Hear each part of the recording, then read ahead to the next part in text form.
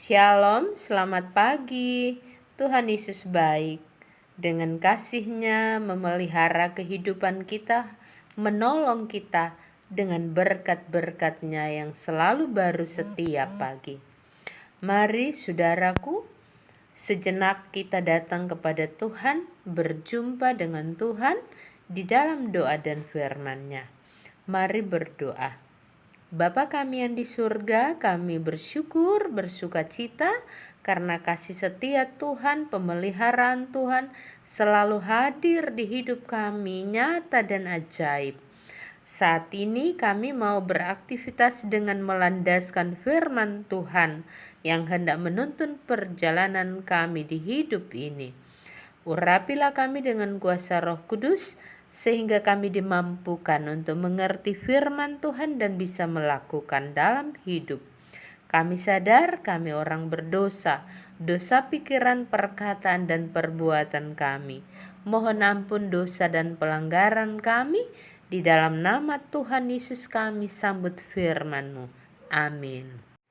Pembacaan Alkitab 1 Timotius pasal 1 ayat 12 dan 13.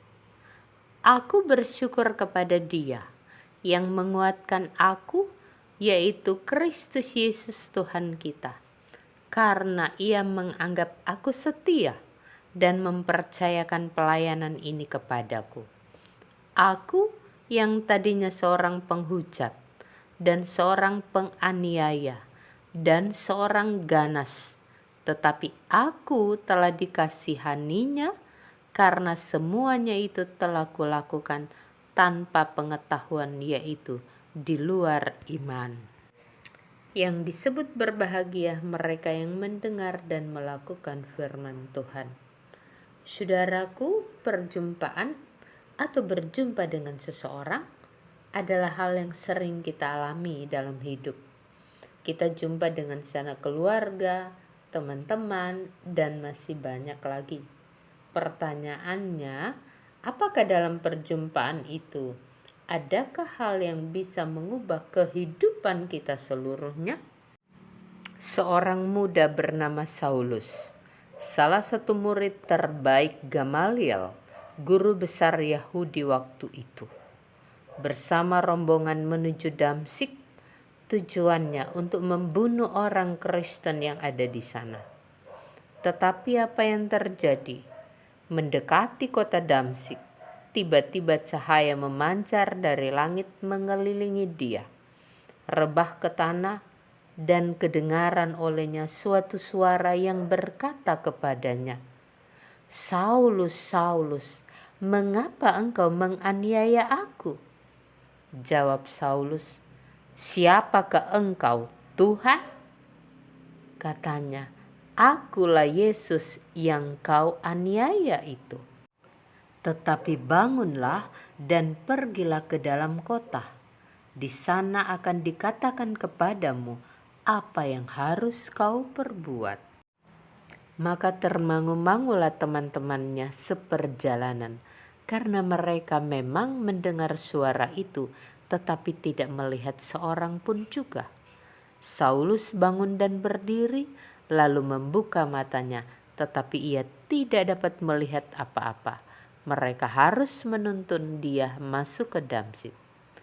3 hari kemudian seorang nabi Tuhan bernama Ananias menjumpainya di rumahnya, mendoakannya, mengenalkannya kepada pribadi yang telah berbicara kepadanya di tengah jalan itu, sehingga ia bisa melihat lagi.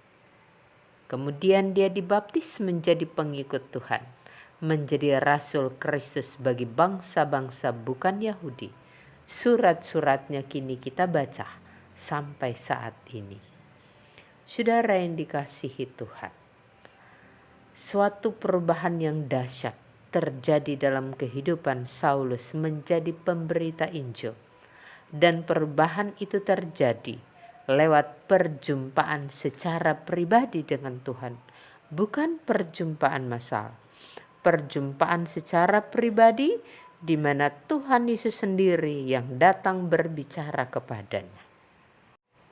Saulus menjadi Paulus sang penghujat dan penganiaya yang ganas yang angkuh, penuh kebencian, berubah oleh jamahan kuasa Tuhan, oleh kasih Tuhan menjadi Paulus dan rasul yang menjadi teladan bagi pengikut dan hamba Kristus. Dan ini semua karena kasih karunia Allah bagi Saulus. Saudaraku, dalam menjalani hari-hari hidup yang penuh dengan tantangan dan pergumulan, mungkin ada di antara kita yang bergumul untuk melepaskan diri dari keadaan yang terikat dengan belenggu dosa. Kita ingin berubah menjadi manusia yang baru. Saulus menjadi Paulus, seorang yang dipakai Tuhan, diberkati Tuhan, menjadi alat kesaksian Tuhan di dunia ini. Datanglah, berjumpalah dengan seorang pribadi, Tuhan Yesus Kristus. Dia yang mampu mengubahkan kehidupan manusia berdosa menjadi manusia yang baru. Berjumpa dengan pribadi Yesus, perubahan dahsyat terjadi.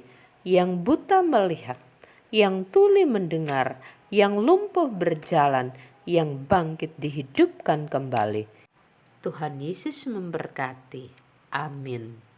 Saudaraku, mengakhiri persekutuan, kita berdoa bersama doa Bapa kami. Bapa kami yang di sorga, dikuduskanlah namamu, datanglah kerajaanmu, jadilah kehendakmu di bumi seperti di sorga. Berikanlah kami pada hari ini makanan kami yang secukupnya, dan ampunilah segala kesalahan kami, seperti kami juga mengampuni orang yang bersalah kepada kami. Dan jangan membawa kami ke dalam pencobaan, tetapi lepaskan kami daripada yang jahat, karena Engkau yang punya kerajaan, kuasa dan kemuliaan sampai selama-lamanya. Amin. Saudaraku, terima kasih. Selamat memasuki hari yang baru. Jalani hidup ini dengan penuh iman, sehat, kuat, berhasil, selalu di dalam Tuhan menjadi bagian saya dan saudara. Shalom.